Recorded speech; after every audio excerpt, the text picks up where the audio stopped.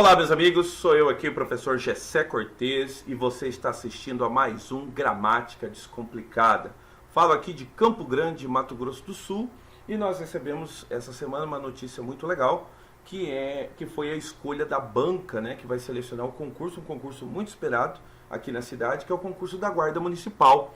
Então, se você estava aguardando, né, a saída da banca ou a saída de alguma notícia do edital, então foi publicado o vencedor da licitação. No caso, a banca Selecom, a mesma banca, né, quem me acompanha nas minhas aulas, né, eu havia dito, né, que o último concurso do município aqui em Campo Grande foi o concurso da CESAL, que foi pela banca Selecom, a banca lá do Rio de Janeiro.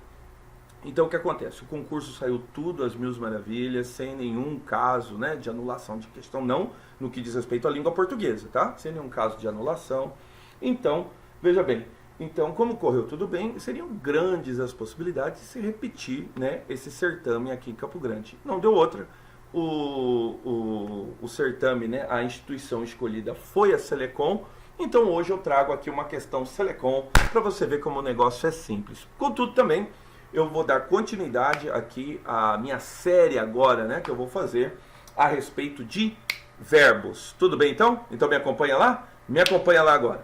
Do que nós vamos falar hoje? Nós vamos falar hoje a respeito do pretérito imperfeito. Ainda falando do modo indicativo, lembra? O modo indicativo, ele vai fazer o quê? Ele vai existir na região das certezas de tudo aquilo que aconteceu, de tudo aquilo que acontece e tudo aquilo que acontecerá.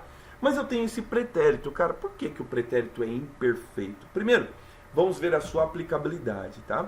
Ele pode ser aplicado da seguinte maneira. Quando você tem um passado, mas é um passado, ó, que faz horas que rolou, tá? Quando eu era adolescente, tá? Eu cantava em uma banda. Cara, isso faz muito tempo. Eu sou já adolescente, ó, há muito tempo. Ou, normalmente, como a gente usa, era um passado frequente, era um passado habitual. Ele pode não ter sido muito distante, mas é um passado que acontecia muitas vezes. Eu, quando era pequeno, eu brigava muito com as minhas irmãs. Toda criança briga, né? Então eu brigava, isso era contínuo, tá? Agora, atenção quanto ao nome. Por que o pretérito é imperfeito? Então, quanto à sua aplicabilidade, o pretérito ele é imperfeito porque ele está numa região de um passado que pode ser retomado, tá? Então, veja bem. Notem, eu falo assim, eu bebia. Por que eu falo que eu bebia? Porque eu posso voltar a beber.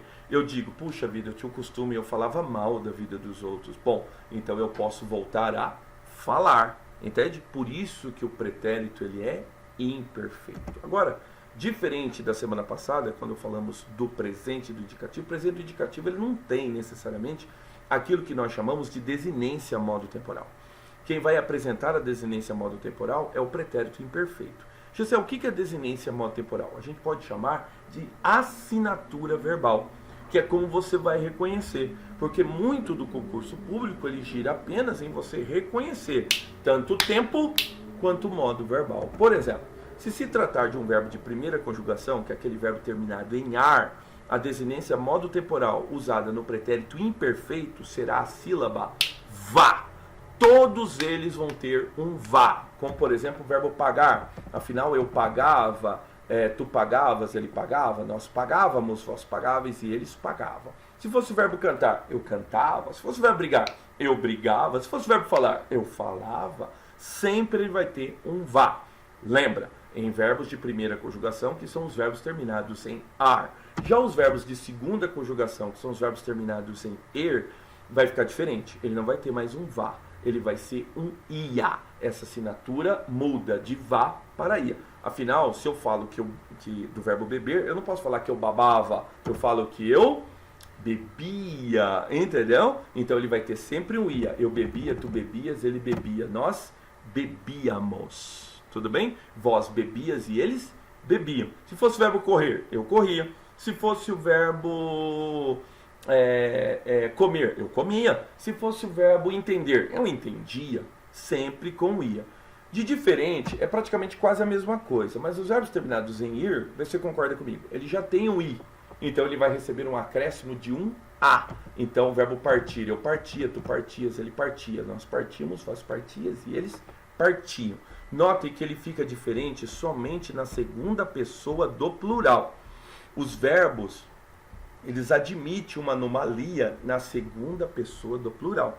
Então, como a maioria repete o ia, então a gente considera o ia como a sua desinência monotemporal. Como a maioria repete o vá, então a gente considera o vá. Somente a exceção para a segunda pessoa do plural, que não vai ser o vá, vai ser no caso dos verbos de primeira conjugação um vez, no caso de segunda conjugação vai ser um ies, e no caso da terceira conjugação continua sendo um ies. Gessé, como é que cai lá no concurso público, Gessé? Me acompanha aqui. Separei uma questão Selecom de uma prova que foi da Associação Viva Rio, foi na capital, tá? A prova aconteceu no dia 24 de outubro de 2018, uma prova muito recente, tá? Na questão 6, eles perguntaram assim: muita gente acreditava, olha como é simples, o verbo acreditar está flexionado no pretérito imperfeito do modo indicativo, ele até já falou. Está no mesmo tempo e no mesmo modo as seguintes frases. Então veja bem, é muito comum ele pegar aí agora uma segunda conjugação. Ah, eu não entendi. Aí você vai ter que lembrar. Pô, os verbos terminam em ar, ele recebe um vá, como é o caso de acreditar, acreditava. Mas como é o verbo entender, então é entendia. Só que daí ele não fez esse papel. Ele repetiu um verbo de primeira conjugação, que é o verbo estar. Então os problemas estavam nas bactérias. Então notem que a resposta correta é a letra A.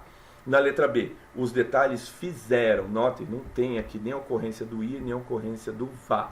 Os cuidados foram, aí, de novo. Aqui eu tenho um ia, mas só que daí é o verbo ser, no caso de seria. Aqui a assinatura não é um ia, a assinatura é um iria. Afinal, eu cantaria, afinal eu beberia, afinal eu partiria. A assinatura não é o ia, a assinatura é o ria. Mas isso fica para as próximas aulas. Eu espero ter te provocado, tá?